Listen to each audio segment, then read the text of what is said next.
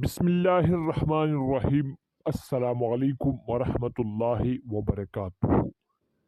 د دستور ټي وي اوریدونکو څنګه چې تاسو ته معلومه ده، مونږ تاسو لا وخت په وخت مختلف قسمه معلومات او ښه ویډیوګانې درکوو.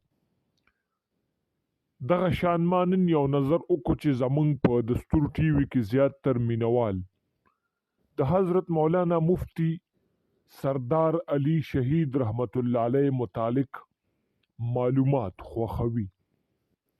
یا وخصه مې وکړه چې د هغوی د ژوند متعلق د سره څو خبرې شریکې کم.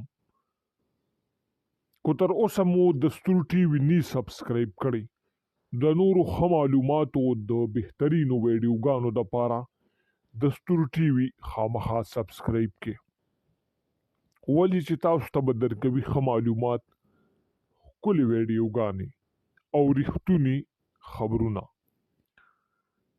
راځو خپل مقصدی موضوع طرف ته. د خیبر پختونخوا مشهور عالم دین حضرت مولانا مفتی سردار علی شهید رحمت الله علیه د هغوی پیدایش په ثوابه کې شوی وو.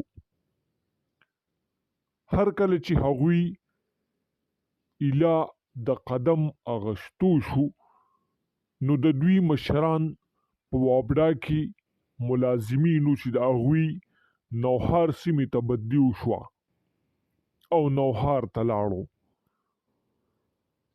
حضرت مولانا مفتی سردار علی شهید رحمت الله علیه د خپل کلی په پرایمری کې داخل شو او تر 5م جماعت پورې دغلته سبق ووی چې دغه سکول تر 12مه پورې وو، نو 12م جماعت هم د دغه ځای نه پاس کو.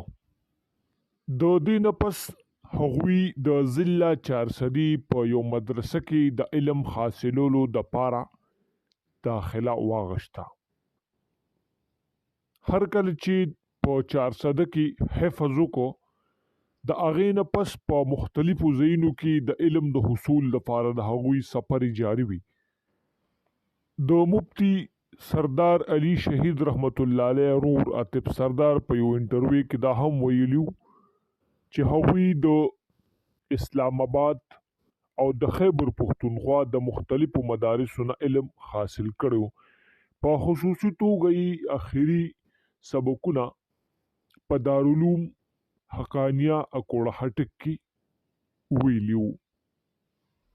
د حضرت مولانا ډاکټر شیر علي شاه رحمت الله علیه په شاګرد خاصو کې د دوی شمارو.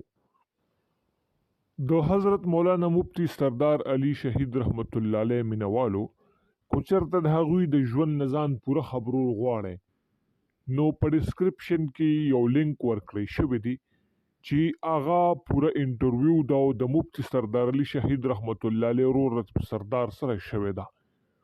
نو ځان د مفتی صاحب د پوره ژوند نه خبر کې وایسا پاکستان دستور